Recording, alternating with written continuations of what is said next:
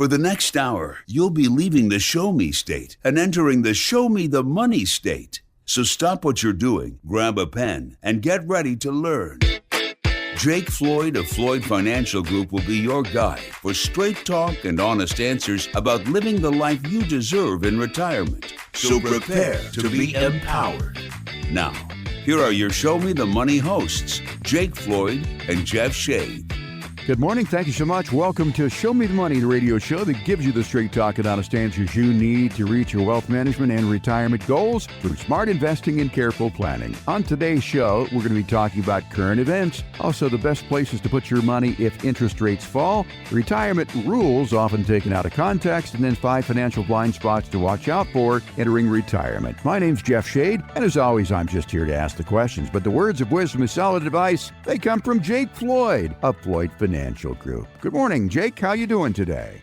I'm doing great, Jeff. Thanks for asking. How about you? I'm doing great, thank you. Now that we're together again on the radio, talking to fine people here, the last bastion of sanity, Springfield, Missouri. Well, let's start off the show today, Jake, by talking about current events. Last Wednesday, Fed Chair Jerome Powell had his meeting. What did he tell us about inflation and basically about rate cuts? To be honest, he did about a 45-minute press conference, as he usually does, and basically every question he was asked, he was kind of like, well, we don't know. They said, we've got inflation going one way and unemployment going the other, and those are your two mandates.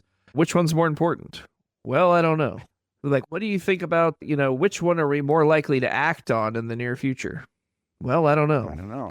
And so he was very non-committal, but he was pretty clear that they were not about to cut interest rates. And so since then, we've had this China deal last weekend. And I think after that, the Fed watch numbers. So there's a group of people that invest and kind of make bets, if you will, over where interest rate policy is headed. And they were thinking that we're going to have a cut in June. Now they're thinking we're going to have a cut in September is the first one. And so some people are speculating we may not have a cut at all. I'm not sure about all that. I would just say that we need to be invested here because this market, as we've seen over the last few weeks, is still very resilient. That doesn't mean that we can't have another pause or have another little bit of downside pressure, but this market really wants to go up. And so once we get a few of these things cleared off our plate, I think we're going to see it do just that. Has the tension eased at all between Trump and Jerome Powell? I know that they weren't on great terms here maybe a couple of weeks ago, or at least that's what the media said. I think that Trump really doesn't have that big a problem with Powell. He just has to put pressure on him for his agenda. And I don't think Powell has a big problem with Trump. I think Powell understands what Trump's trying to do. But Powell obviously cannot acquiesce his requests because he's supposed to be an independent agency. So I don't think there's just a whole bunch of ill will there. The media would love to paint that, but I don't think that's true. According to Powell, they have not spoken in a long time. So I don't think that that's a really big point of contention. Well, I know like last week, a couple of weeks ago, they were talking about, Trump would like to fire Fed Chair Powell, but things seem to have smoothed over a little bit. But again, I think a lot of that is just media hype. Talking with Jake Floyd, Floyd Financial Group, we're talking about current events. Let's talk about inflation a little bit. It has eased somewhat. Yeah, so inflation matched this month's numbers to last month's numbers pretty much across the board, which means a lot of the numbers are at 4-year lows on inflation. We're not to the 2% target yet, but we're hovering around 2.7, 2.8 year-over-year numbers.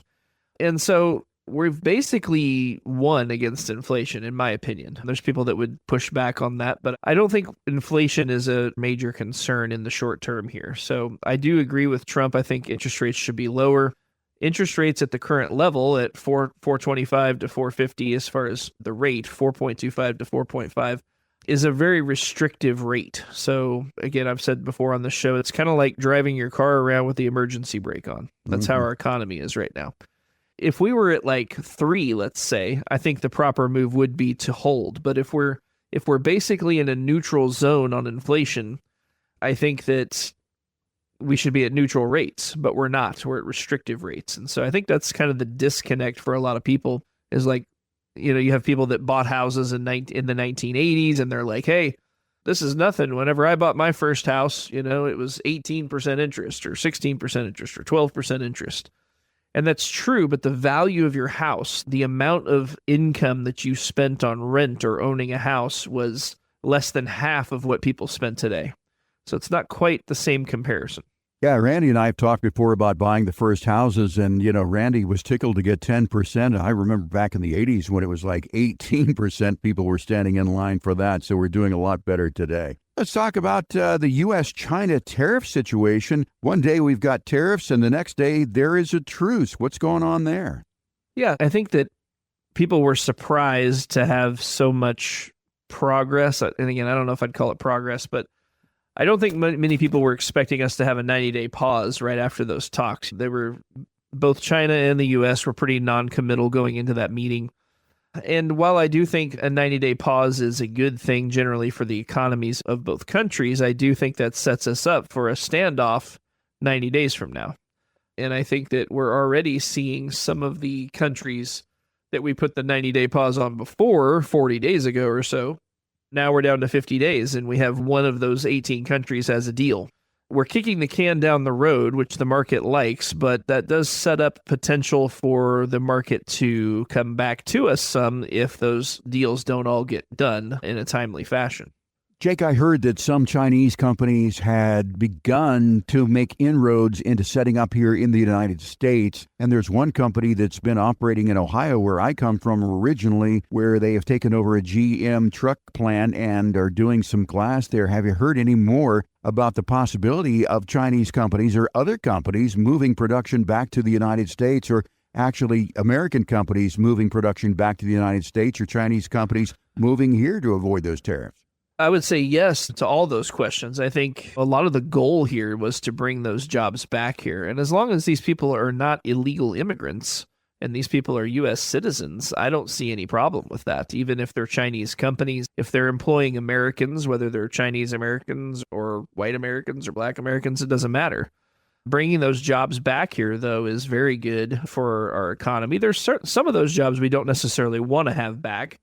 But I think a lot of the ones that we do want to have back are coming back, or at least generating big investments from different countries or different companies. Like Saudi Arabia last Tuesday, I think it was, said that they're going to be investing $600 billion in the U.S.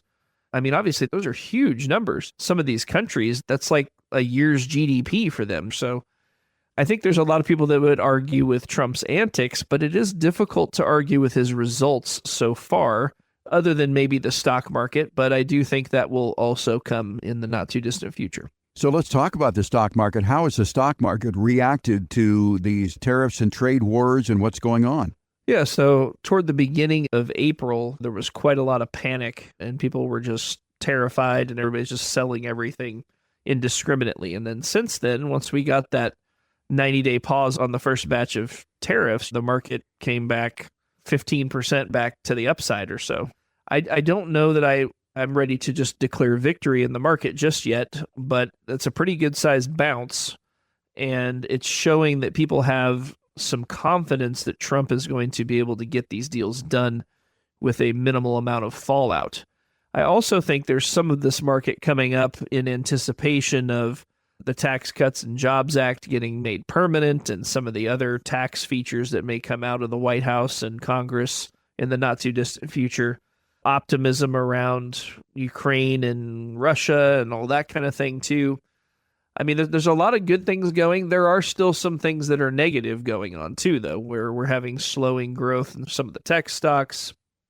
Some of the companies are a little bit more hesitant to invest money, which slows things down a little bit.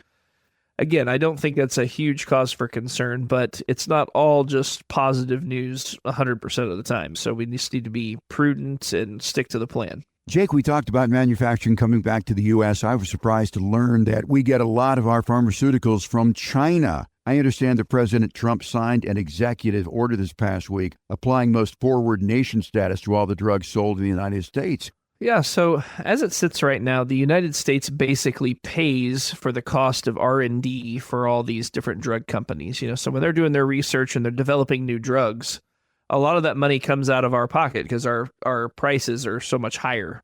There's examples of really extreme numbers like 200 to 1 that we're paying on certain drugs, but the vast majority of it's somewhere between 30 and 80% higher that we pay for drugs than other places do. And so this executive order is saying, hey, you're going to have to basically raise those prices on people around the globe and lower the prices here, because we're tired of being the whipping boy, if you will, for the drug companies, and we're basically subsidizing the rest of the world for drug creation in the world.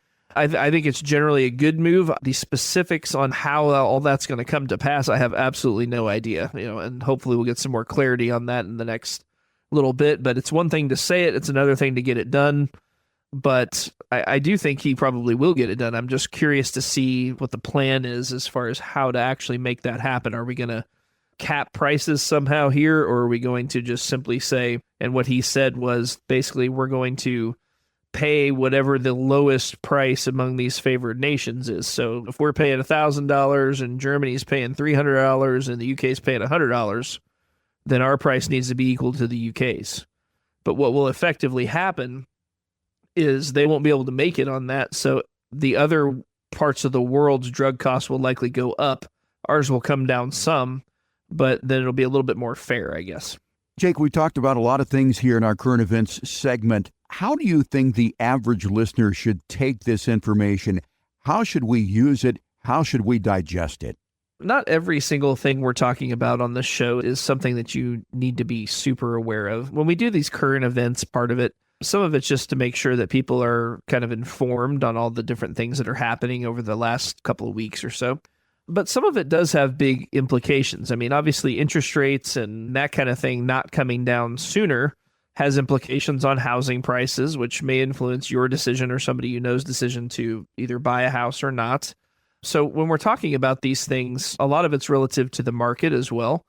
And so if we have generally a lot of tailwinds and a lot of good things happening in the market, then that could be good for markets. I'm just trying to give people a sense of where things are. Again, I think it's too early to declare victory here, but at the same time, we have recovered the lion's share of where we were back in early April. And so a lot of people are unsure where we are from a day to day. And so I just like to give those updates. But ultimately, having a professional to kind of manage all this for you and not having to do it yourself is kind of what we're about here at Floyd Financial Group. So we set up a plan on the front end. Maybe you're close to retirement or you are retired and we want to draw some income out of there. What is the investment plan? What is the income plan? And we develop that plan and then we stick to it. And you let us worry about what's going on day to day in the market. But as far as the radio program here, though, we like to just talk about things and make sure people stay informed. Talking with Jake Floyd of Floyd Financial Group, we've been talking about current events. If our conversation resonates with you, if you have questions of Jake about how the market and how the world environment affects you and your investments and your journey towards a confident retirement, give us a call here. We're offering a no-cost, no-obligation casual conversation. It's the Floyd Financial Group Retirement Review. 417-889-7233 is our number. 417-889-7233. As I said, no cost, no obligation. Certainly no judgment. We'll meet you where you are. You can also find out more about us online at FloydFinancialGroup.com. Jake, time for a break. When we come back, we'll be talking about the best places to put your money when interest rates fall when our show continues here on 104.1 FM KSGF, where Springfield comes to talk. Ready for another helping of some more real money talk? Thought so. Now, here's another serving of Show Me the Money with your hosts, Jake Floyd and Jeff Shea. Welcome back to Show Me the Money. I'm Jake Floyd, and in this segment, we're going to be talking about the best places to put your money or not put your money if interest rates fall. And Jake, if Donald Trump influences interest rates to fall, that typically means the Fed is expected to cut rates, which will have a wide-reaching effect on the economy and financial markets. So let's talk a little bit about how falling interest rates impact different types of investments. So as you said, Fed Chair Powell is kicking that can down the road to September. We'll see if interest rates fall then. But when interest rates do fall, how does that affect the stock market? Yeah, so generally speaking, when interest rates are falling, the stock market is going to the moon. And that's a little bit of an exaggeration, but if we look back at the 2010 to 2022 period or so, when we had very low interest rates or falling interest rates, we were printing money. Anytime you have perpetually low interest rates like that, we have what we call in the industry as the TINA trade. TINA is an acronym for there is no alternative, simply meaning that if you're a saver and you have CDs and savings accounts, you're not making any money. And so people will come to the market that normally don't go to the stock market simply because there's nothing else to make money on. It's generally very, very good for stocks. It's really good for a lot of asset classes, which we're going to talk about on this segment. But I would say stocks are kind of the clear winner. If you look at any period where interest rates are falling, generally speaking, the money supply is growing. Anytime you have the money supply growing, the market tends to be taking off in a very, a very big way. So generally speaking, very good for stocks. Would you say that there are certain types of stocks or sectors that one should focus on or not? Yeah, so typically when interest rates are low, you want to be in the riskier segments. So technology, to a lesser extent, REITs, it kind of depends on real estate, commercial versus residential, that kind of thing. But consumer discretionary is usually very good as well. So think Amazon and Tesla and retail clothing and things like that. We want to stay away from high dividend earners or really safe categories when interest rates are low because they're going to get left in the dust and people will be selling those segments to buy the more risky segments in tech and communications. Think the Magnificent Seven, NVIDIA, Tesla, Amazon, Google, Apple, that type of thing. Those types of stocks tend to do very well when interest rates are low. Jake, how do falling interest rates affect the real estate market?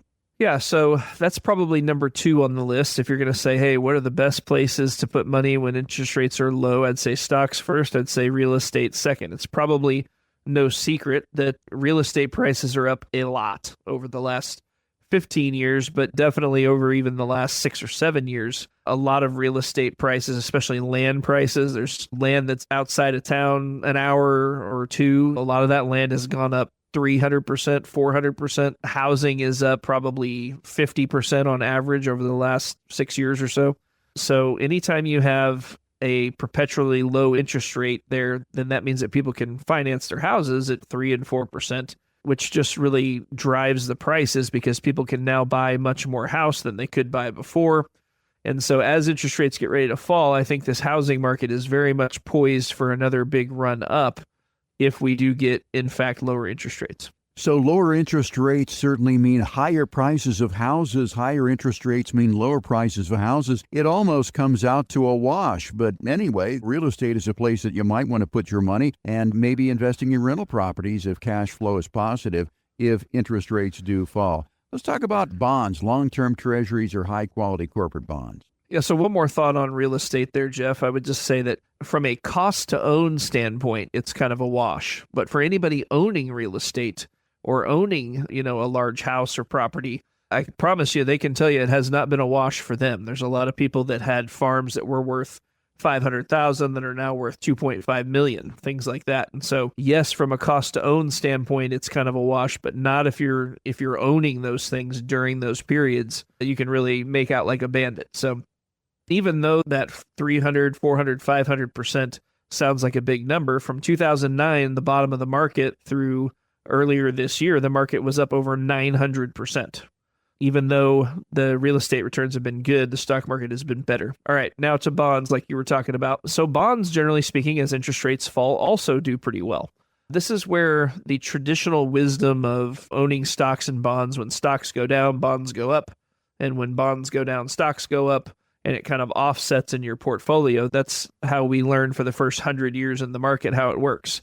Since we started artificially lowering interest rates, either through quantitative easing or just putting interest rates lower, all these things have been going up and down in unison in a lot of cases. So if we have falling interest rates, not only are stocks going up, but bonds are also going up too. And if you think about bonds specifically, bonds are kind of like a teeter-totter. So if you draw a teeter-totter on a piece of paper and you say, okay, I have this bond and it's $100 and it's paying me 4% interest. If interest rates fall, then if you draw the teeter-totter where interest rates are going down, that means the price of your bond is now higher, because if they can buy a bond from you at 4%, why would you sell it to them for $100 if all they can go buy now is a 2% bond, right? And the answer is you wouldn't. You would sell yours at a premium because it's worth more, because it pays more.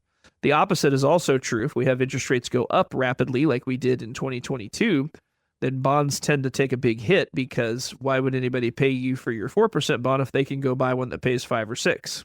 Generally speaking, though, that was a long-winded answer to say that when interest rates are falling, bonds are a good place to be because you do get safety there, you get interest there, but you also can get some appreciation depending on the length of those bonds. Talking with Jake Floyd, Floyd Financial Group, we are talking about best places to put your money when and if interest rates fall. Again, if our program has resonated with you, this particular conversation, you'd like to talk to Jake or Randy when he's in the office, call this number right now. It's 417-889-7233. Request your Floyd Financial Group retirement review, no cost and no obligation.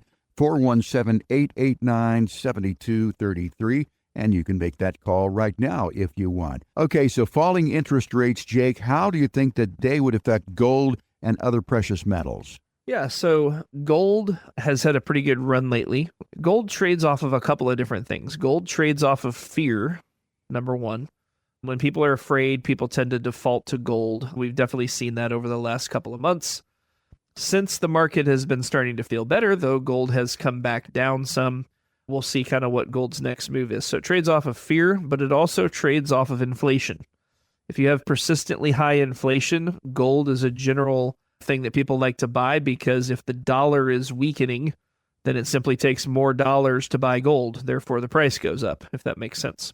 So those two things are really what drive gold. So generally speaking, if you have low interest rates, gold tends to do pretty well as the Fed prints more money because it weakens the dollar and gold goes up. And we've definitely seen that over the last little bit here. What the next move is going to be is hard to say until Trump kind of gets done with what he's doing because it creates a lot of uncertainty. But I think as the wars start to go away, as the tariffs start to go away, I think gold will come back down some simply because that fear premium will be out of gold. Let's talk about refinancing debt, Jake. Not necessarily a conversation about where to put your money when interest rates fall. But if interest rates do fall, that would have a positive effect on your ability to refinance debt or make it easier for you. 100%. I think this is probably the biggest tailwind when it comes to markets and real estate and just the economy's health overall. For the last 30, 40 years, people have been overspending. And as they overspend, they rake their credit cards. And as they rake their credit cards, they eventually become over-leveraged. The default move for the last 3 decades or so has been we go ahead, we refinance our house because our house is now worth more than it was before. We refinance the house, we pay off the credit card debt, and then we go again. The problem is with interest rates being where they are, the last 3 years, people have not been able to do that. And so people are starting to get a little bit over leveraged.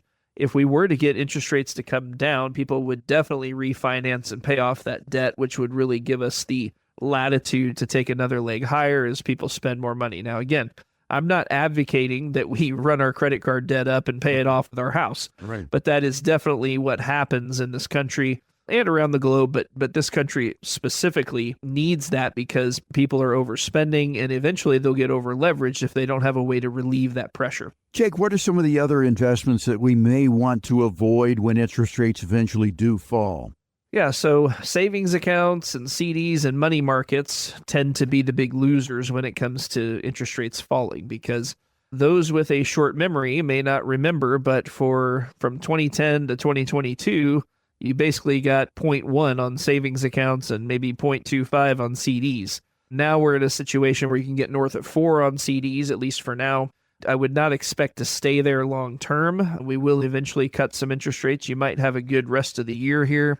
But at some point, interest rates will start to come down. And the biggest losers, if you will, and when I say losers, I'm not talking about the people, I'm talking about the investments. Yeah. There's nothing wrong with saving, but those are the people that get hurt the worst is the people that are used to investing at the bank, CDs, savings accounts, money markets. Jake, we talked about this being kicked down the road until at least September when Fed Chair Powell speaks again on the possibility of reducing interest rates. And as we've said many times in the program, we do not have a crystal ball. We cannot foretell the future. But what is your gut feeling about interest rates as we head into this year? I mean, we're already almost in summer, but by the end of the year, do you think we'll eventually see interest rate cuts?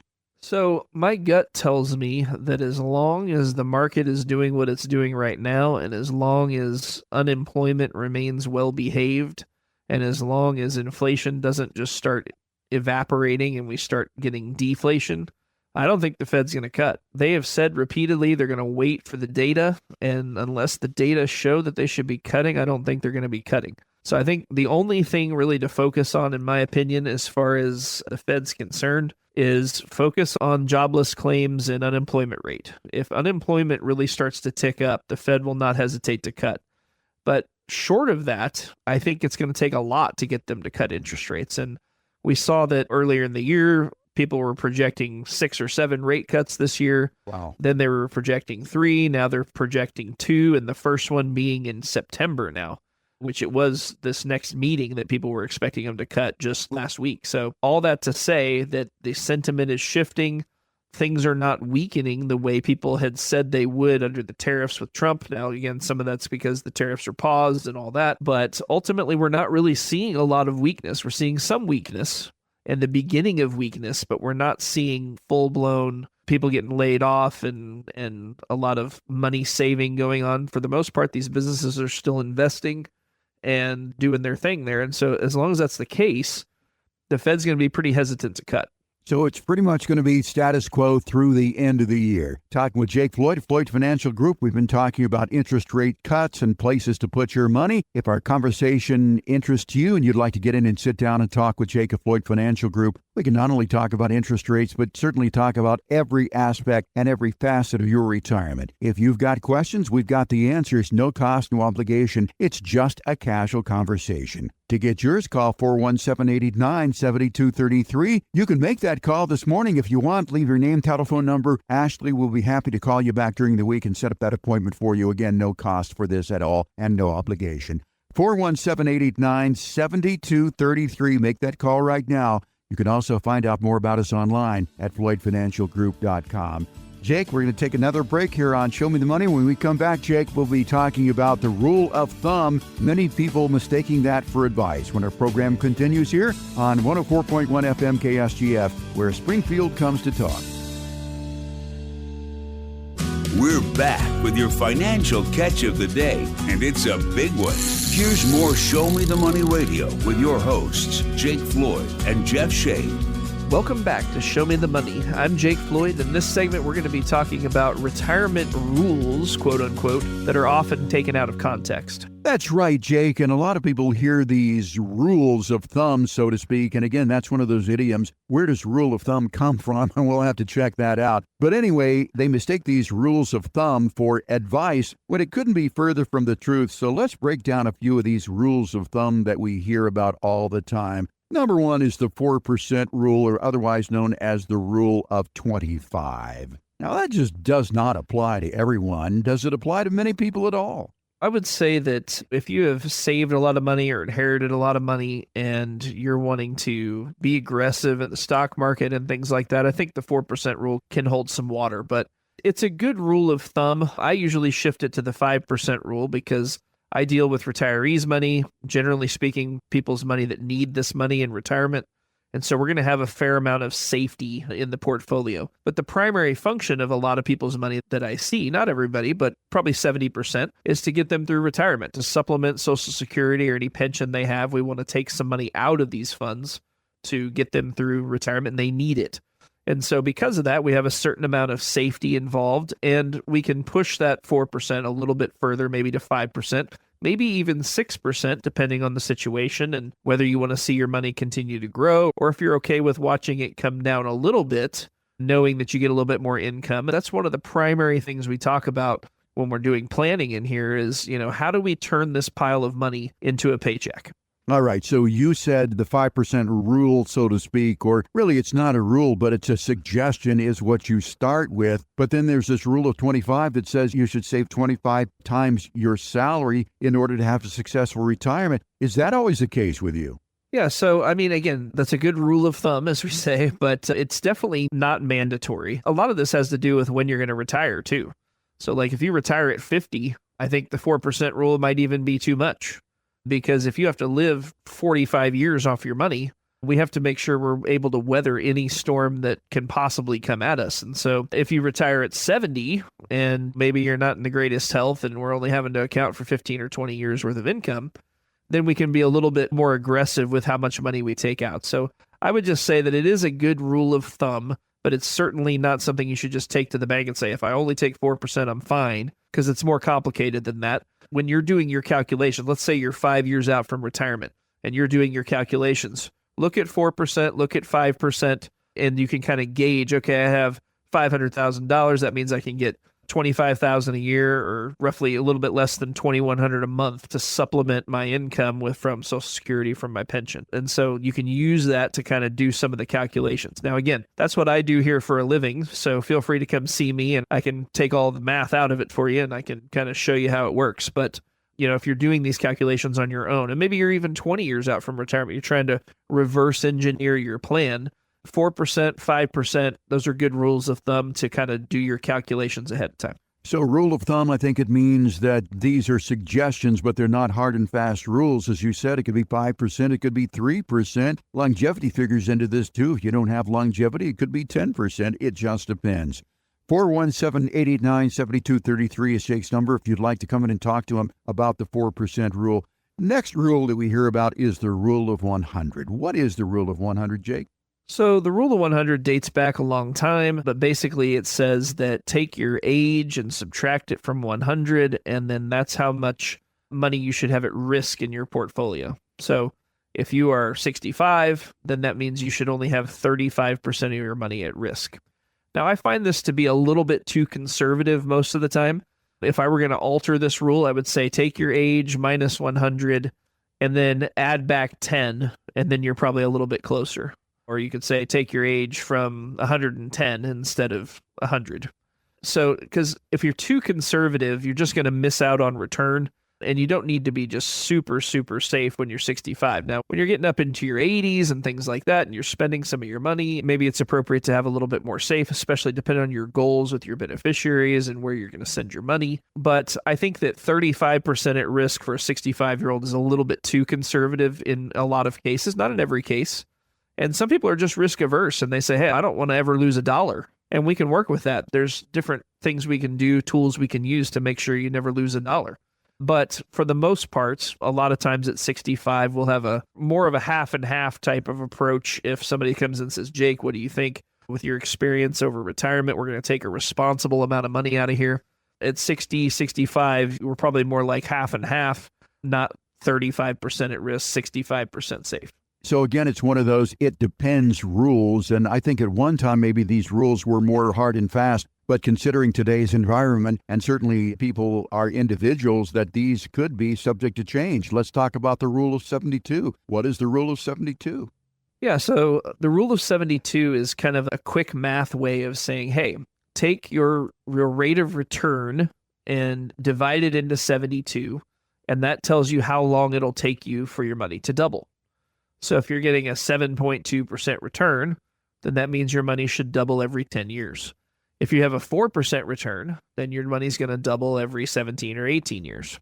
And so it's a little bit of a cheat sheet to say, okay, how much money do I need to make to double my money? Or you can work it back the other way and say, hey, I want to double my money every 7 years. How much return does that take to do that? That is a fairly hard and fast rule, but it totally ignores your risk tolerance, your situation in life, whether you should be taking that much risk. When we're looking at risk, we're talking about risk tolerance, which is how much risk you're comfortable taking. But then there's also risk capacity, meaning how much risk can you afford to take based on your situation, based on how much money you need off of your investments. And so there's a lot of factors to consider there, but that is a good kind of a cheat sheet, if you will, to think about how long it takes your money to double. So if you have a 40-year time horizon, right, and you want to double it every 10 years, let's say you start with 100,000, then it becomes 200, 400, 800, then you can map all that out using the rule of 72 without getting too complicated with the calculations or, having to have a big spreadsheet run to figure it out. Talking about rules of thumb with Jake Floyd, Floyd Financial Group. Again, 417-889-7233 is our telephone number. If you'd like to come in and sit down and talk with Jake about these rules. These are kind of fun. I like that. The rule of 72, 7.2% return. Your money is doubled every 10 years.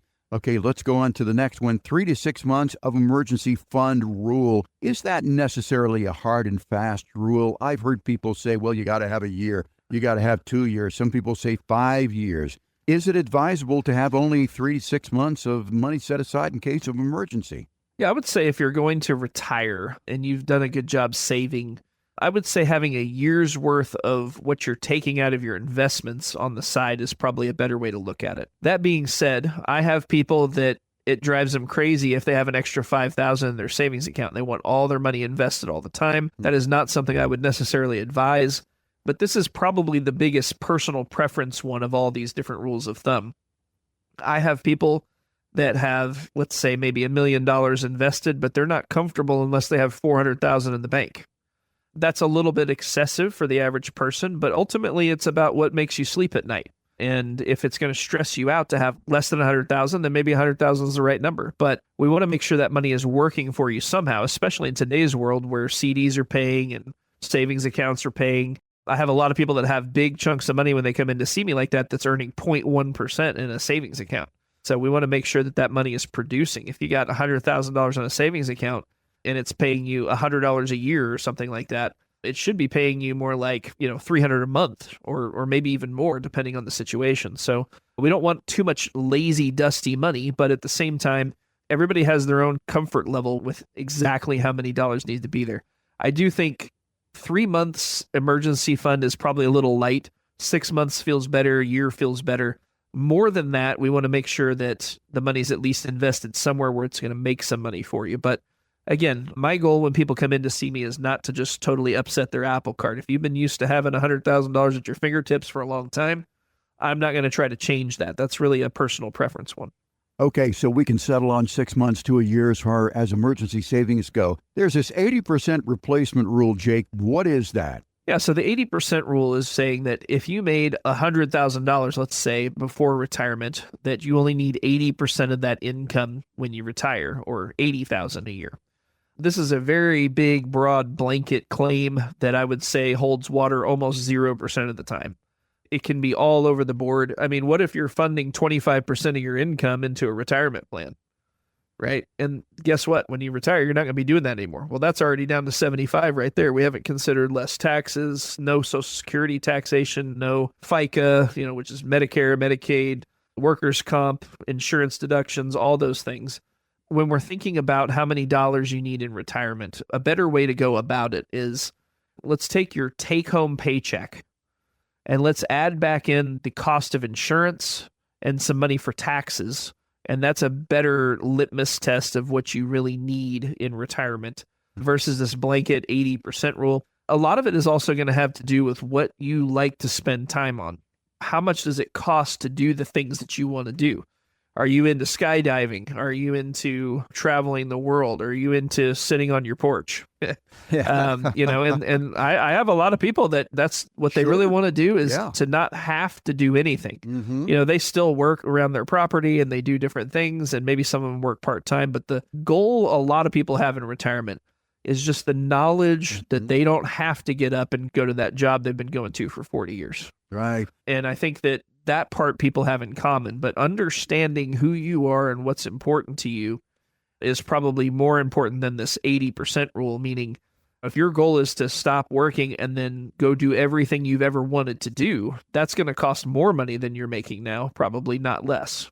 Some people, they come out and they say, hey, I want to go nuts for 5 years after I retire because I know that's when my health's going to be good and I want to go travel and I want to go do all these things. And then after that, I'm okay to take a big pay cut. But that first 5 years, I want to spend a bunch of money and I want to go do a lot of things. And we can incorporate that into a plan and I can show you what that looks like. But a lot of people, they just want to know that they're never going to have to go be a greeter at Walmart. Right. And that's a different situation than, hey, I want to go take 4 cruises a year and I want to go fishing in Alaska or whatever it is, which all those things cost pretty big dollars. So us understanding what's important to you is probably the biggest thing we do in our first meetings when you come in. We want to understand you and understand what's important to you so that we can set up the plan to accommodate those things. Let's wrap up this conversation about rules of thumb. The 3-fund rule. What is that? Yeah, the 3-fund rule. I definitely would not agree with this one at all. But basically, the 3-fund rule says you can replace your entire portfolio with 3 ETFs or mutual funds, which is a U.S. stocks ETF, an international stocks ETF, and a bond ETF. And while I think you might be able to get away with that, personally, I think if you really do your research into international stocks, any period longer than about 2 years, you're going to find that international stocks underperform with more risk.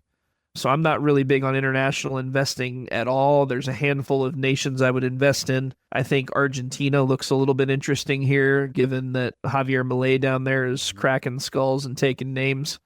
I think that by and large, we need a little bit more thought put into these approaches, because let's assume for a minute that you had your money in this type of setup in 2008, right? You're likely going to be down 30, 40% in your portfolio, maybe even more, depending on which funds you're in. And I don't think that in retirement we should ever be suffering a 30 or 40% loss. That's a huge loss as far as your total nest egg. We need to have better protection in place, better income generation that's not dependent on interest rates in the moment. There's a lot of potential issues that I see with this 3-fund rule. So I think really the takeaway from our conversation this morning, Jake, about rules of thumb is that you should build a plan around what you want, not a rule of thumb and not a cliche. You want to sit down with Jake, talk about these rules of thumb, and maybe work out a plan specifically designed for you? Give us a call here at Floyd Financial Group at 417-889-7233. Set up an appointment with Jake and or Randy when he's in the office. We'll be happy to meet you where you are, no cost, no obligation. 417-889-7233. Of course, online at FloydFinancialGroup.com. Jake, let's take another break. When we come back, we'll wrap it all up for today. We'll talk about 5 common financial blind spots that people often miss when heading into retirement, when our show continues here on 104.1 FM KSGF, where Springfield comes to talk. People of the Ozarks, step away from the fishing pole and prepare to be shown the money, because we're back with more straight talk and honest answers with Jake Floyd and Jeff Shea. Welcome back to Show Me the Money. I'm Jake Floyd. In this segment, we're going to be talking about some common financial blind spots people often miss heading into retirement. And Jake, a lot of people miss these blind spots because they are like, on your car. You look over there, and unless there's some sort of an alert, you could miss these blind spots and have an accident. We don't want you to have an accident with your retirement plan. So let's talk about some of these blind spots. I think the biggest one is underestimating healthcare costs. And I think that a lot of people think, well, I've got Medicare. That's going to take care of everything I possibly could need. I think in today's world, there's a lot more people today that know what healthcare is going to cost them, especially long-term care later in life. I would shift this one to say that maybe it's that they don't have a plan, or they've not thought about how they're going to pay for this or when they're going to pay for this. And so for most people, they don't instantly go from staying at home to instantly needing a nursing home. Now, there's a handful of people that do. But for the most part, it's a graduating scale, right? We start to have a little bit of trouble. And maybe that trouble can be solved by, having 4 hours a day worth of in-home care. Make sure you get your meds and get a square meal and all that kind of thing. And then maybe later you need a little more care. And then maybe we need assisted living. And then finally a nursing home. And so having a conversation about that and how that would go. What money would you spend first to start that process? Do you have long-term care insurance? If you don't, that's fine. Is there a pile of money that we would spend first that we want to set aside in some kind of an asset-based care plan that would multiply that money for healthcare costs? So there's a lot of ways to tackle this, but I would say being honest with ourselves about 70% of the people alive today are going to need some sort of long-term care. And I think that being honest about how that's going to happen, when that's going to happen, and really taking the dive instead of kind of burying our head in the sand going, this isn't going to happen to me, or my kids will never let me go to a nursing home. They may or may not have a choice at some point. Even if they're good kids and they want to take care of you, they may not be able to take care of you at some point. I've seen people taking care of their parents that put themselves in a nursing home right next to them because it can be very mentally and physically taxing. Having an honest conversation with yourself or with a professional about how are we going to go about spending this money? Which money do we spend first?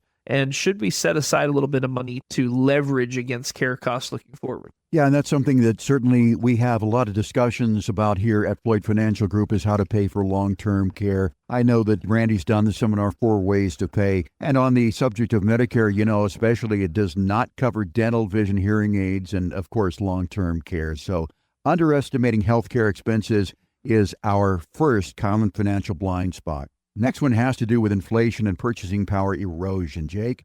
Yeah, so people, when they come in asking about inflation, most of the people really didn't talk a lot about that prior to the last 5 or 6 years because inflation was kind of not a big issue to talk about. Inflation over the last, 60 years, even including the inflation we've just had, is like 2.3 or 2.4%. And prior to that, it was around 2 or maybe even slightly under 2. And so inflation was not a real big deal on people's plate before. But now we've had all this inflation in the last 5 years, and people are very keen on trying to make sure that they're ahead of inflation. Now, there's no accounting for 7 or 8 or 10% inflation a year. We just need to kind of hope that doesn't happen, and I don't think it's going to happen, but there's no way to get 10% more income a year for 30 years in retirement. You'd end up with 6 or 8 times what you're making now, and there's just no feasible way to do that unless you're just a trust fund baby. We want to make sure that we leave room as your retirement progresses to take more income as time goes on. We don't want to take every penny of income that you can possibly take day one because it's hard to give you a raise later. We want to have that balance growing at the early days of retirement so that you can take a little bit more and take a little bit more and take a little bit more. But purchasing power erosion is a real thing. And if you look back over the last 30 years, $1 certainly is not what it used to be. 100,000 is definitely not what it used to be. Oh, no. And these are definitely important considerations. And a plan that just totally doesn't think at all about inflation is not a real good plan. So when we're talking about how that's going to work out, usually we set up income plans like we were talking about earlier in the program, the 4% rule. Part of the reason I don't use the 6 or 7% rule is because the 5% rule, let's say, leaves room for you to get raises later in retirement, unless we have super extreme market circumstances. 99% of the time, we're going to have room to take more income as time goes forward. Talking with Jake Floyd of Floyd Financial Group, when we're talking about common financial blind spots heading into retirement. We talked about underestimating healthcare costs, also inflation and purchasing power erosion. Let's talk about poor tax planning. Boy, there's another one that can really get you. So tax planning sounds like this big official thing, but really what we're talking about is let's have a plan on how much we're going to pay for taxes in retirement.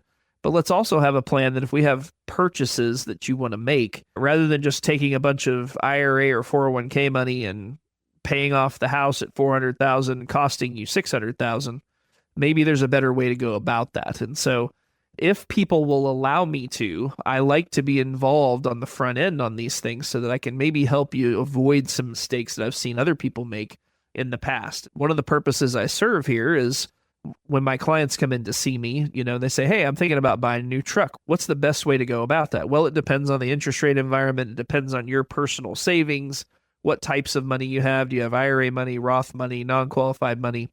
And so I can help weigh in on those things to try to keep the tax man at bay as best as possible. Now, all that being said, with a little bit of luck here, we may be in for a couple of really big tax windfalls in the Trump administration.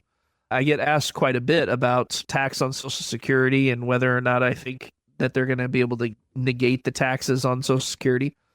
I would say there's probably a 50 or 60% chance at this point that we do get that done, and Social Security would be federally tax exempt. Now, that's certainly not a promise. I'm not a soothsayer. I don't know that for sure, but I do think it certainly puts the Democrats in a very precarious position, because if they vote with Trump on that issue, obviously they're going to get criticized for that. But if they vote against their constituency, most of which would benefit from no tax on Social Security or no tax on $150,000 and less in income, that's going to put them in a very interesting position in 2026 for re-election. So they may acquiesce Trump's request on this simply because they want to be able to get reelected in 26 and not just lose every election by a landslide. So that could also come into tax planning. So I have a lot of people right now that have certain things on their plate that they want to take care of, either paying off a house or making a purchase.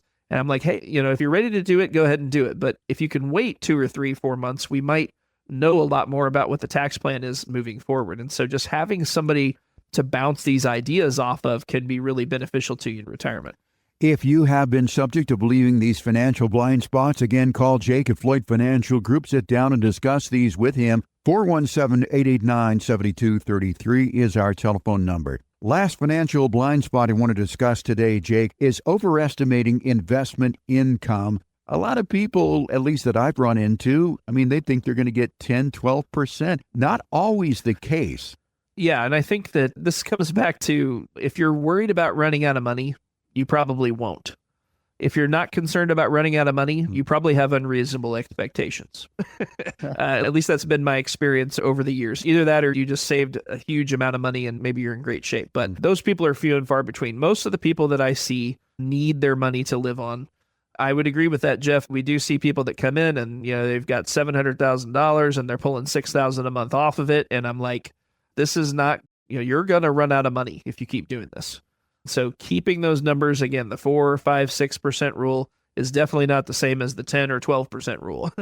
Right. And I do think that in our area, there's more grounded people, I think, than there are in a lot of other areas, meaning people understand that 5% or so is a reasonable number. But I think it has more value to people here to not spend all their money and maybe leave a legacy to their kids than it does in some other areas of the country too. And so people are very cognizant and say, hey, if I'm making 5% and I'm taking 5%, then I get to pass this money to my kids. And that's a little bit of an oversimplification, but that's pretty well accurate, right? And so I think people in this area may have given that a little more thought than some other areas. So I find that most people are pretty reasonable about it, but I do get people that come in and they're like, I've had people they have 500,000, they want to take 100,000 a year, and they're like, that'll be fine, right? I'm like, that will not be fine. And so sometimes I have to be the bearer of bad news. Yeah. But again, that's what I'm here for. Sometimes I'm here to give the good news. Sometimes I'm here to give the bad news. Sometimes people come in and say, can I retire? And I get to say, you can't afford to keep working. Right. And that's a fun conversation to have. Other times I have people come in and they're spending too much money. I have to say, if you keep doing this, you're going to run out of money. The market has been kind to us over the last decade or so. We may have gotten away with some things we might not have otherwise been able to get away with, and we need to curb that spending. And that's not a fun conversation for me to have, but I will have it anyway because I care enough about my people to make sure that they don't run out of money. So if you're curious about these things, if you're curious about what you should be taking, if you're curious about what your retirement income would look like, come in and see me. I promise I'll treat you right. And again, if there's things I can help with, I'll try to help. And if there's not, I will not try to stick my nose in where it doesn't belong, and we'll have a new friend. That's right. And I'll share with you and our audience, Jake, I could retire today. I couldn't buy anything, but I could retire today if I wanted to. So if you're worried about retirement, these are some of the blind spots that you may have believed. And I'm glad we had this conversation, Jake, because so many people do believe these things. But I'll leave it on this. As Jake said, if you would like to come in and talk to Jake about these blind spots, or basically anything that has to do with your journey towards a confident retirement, give us a call here at Floyd Financial Group. Our phone lines and our door is always open for our neighbors here. 417-889-7233 is our telephone number. Now, you can make the call right now if you want. Leave your name, telephone number, and of course, Ashley will give you a call back, and she will set up a time for you to talk to Jake or Randy when he's in the office at no cost and no obligation whatsoever, and certainly no judgment. We're all the same here. We'll treat you like family. We'll treat you like the friends that you are. 417-889-7233. You can also find out more about us online at FloydFinancialGroup.com. Jake, we just get started and we run out of time. So I want to thank you for your time, Jake. But most importantly, I want to thank our fine audience here in the last bastion of Saturday, Springfield, Missouri. So for Jake Floyd, I'm Jeff Shade. Have a great weekend. We'll talk to you again next week right here with another edition of Show Me the Money on 104.1 FM KSGF, where Springfield comes to talk. The information provided in the preceding program is for educational purposes only and is not intended as investment advice for any individual or entity. All information contained herein is believed to be from reliable sources. However, we make no representations as to its completeness or accuracy. The opinions expressed are subject to change without notice and do not constitute financial, legal, or tax advice. Please consult your financial professional before executing any financial strategy. Financial planning is offered through Floyd Financial Group, LLC, and SEC registered